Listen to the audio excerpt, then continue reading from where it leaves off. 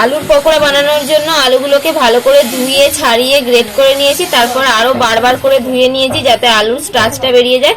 এই যে এরকম একটুখানি গ্রেটার নিয়ে নিতে হবে, একটু বড় দেখে, তো সেটাতে করে গ্রেট করে নিতে হবে।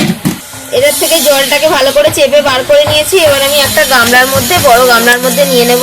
2 চামচ দিয়ে দেবো কর্নফ্লোর,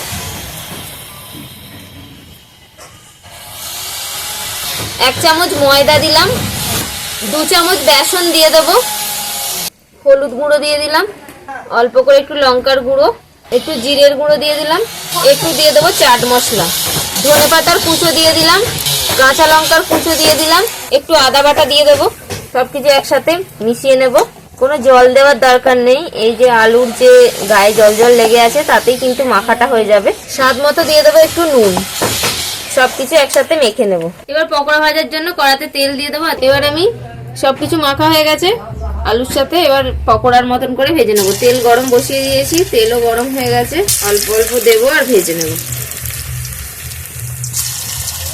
তো দেখো আমাদের আলুর পকোড়া ভাজা হয়ে গেছে, এই যে এরকম লাল লাল করে একটু ভেজে নিয়েছি।